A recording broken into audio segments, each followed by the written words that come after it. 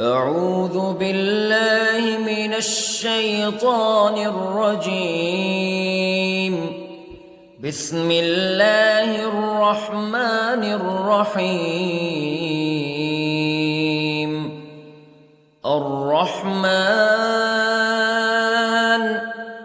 علم القرآن خلق الإنسان علمه البيان.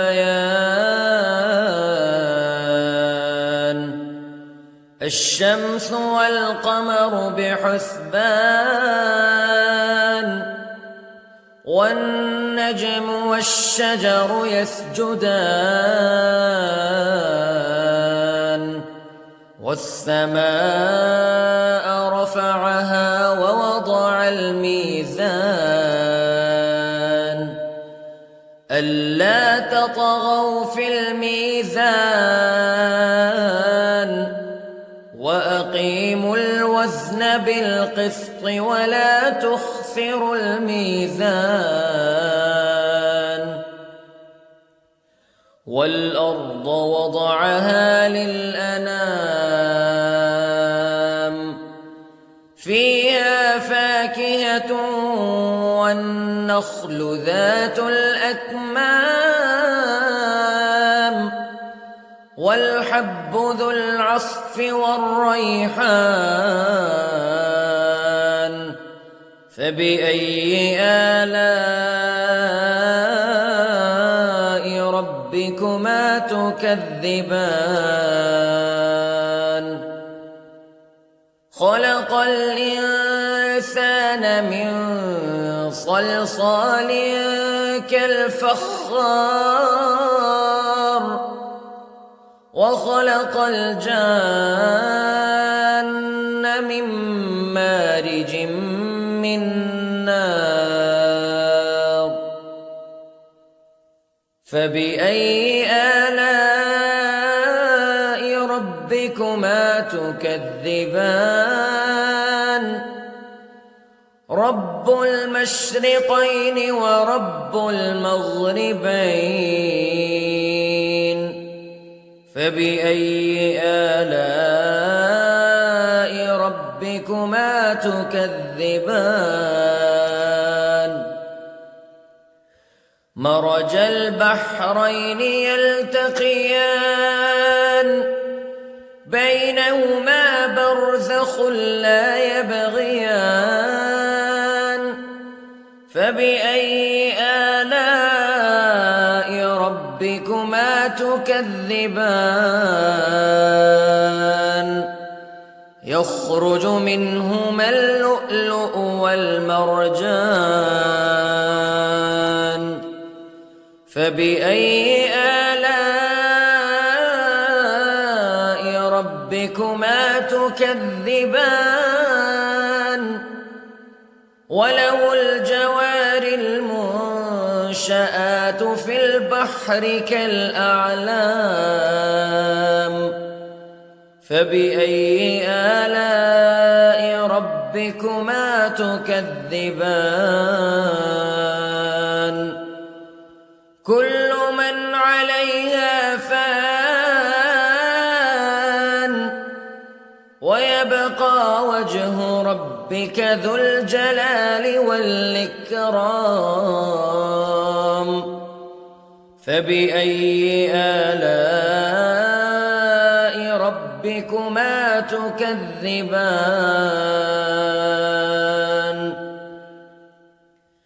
يسأله من في السماوات والأرض كل يوم هو في شأن فبأي آلاء ربكما تكذبان. سنفرغ لكم أيها الثقلان فبأي آلاء ربكما تكذبان.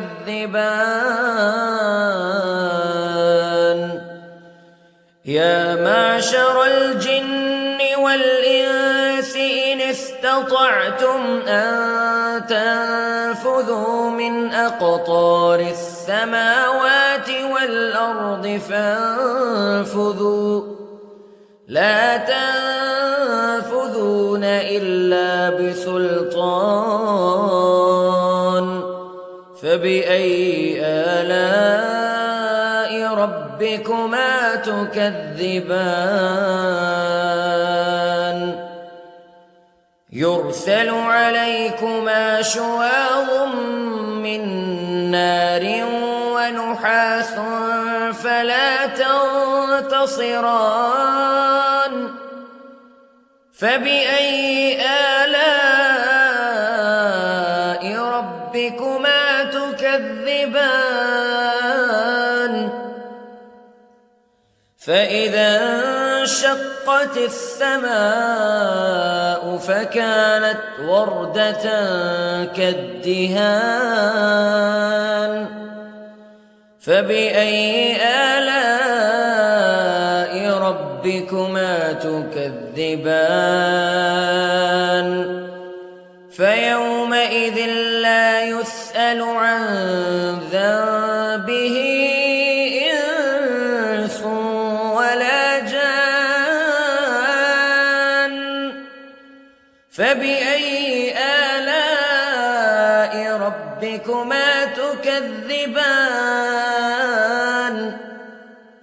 يعرف المجرمون بسيماهم فيؤخذ بالنواصي والأقدام فبأي آلاء ربكما تكذبان هذه جهنم التي يكذب بها المجرمون يطوفون بينها وبين حميم آن فبأي آلاء ربكما تكذبان ولمن خاف مقام ربه جنتان فبأي آلاء ربكما تكذبان ذواتا أفنان فبأي آلاء ربكما تكذبان فيهما عينان تجريان فبأي آلاء ربكما تكذبان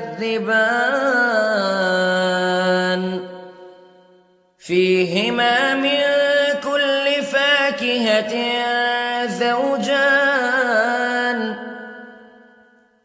فبأي آلاء ربكما تكذبان متكئين على فرش بطائنها من استبرق وجنى الجنتين دان فبأي آلاء ربكما تكذبان فيهن قاصرات الطرف لم يطمثهن إنس قبلهم ولا جان فبأي آلاء ربكما تكذبان كأنهن الياقوت والمرجان فبأي آلاء ربكما تكذبان هل جزاء الإحسان إلا الإحسان فبأي آلاء ربكما تكذبان ومن دونهما جنتان فبأي آلاء ربكما تكذبان مدهامتان فبأي آلاء ربكما تكذبان فيهما عينان نضاختان فبأي آلاء ربكما تكذبان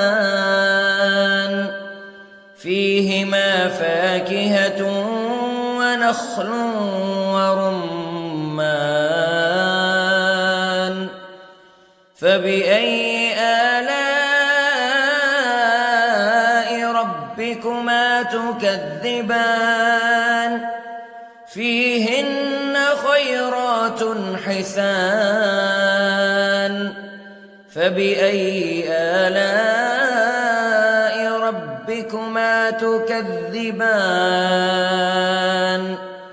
حور مقصورات في الخيام فبأي آلاء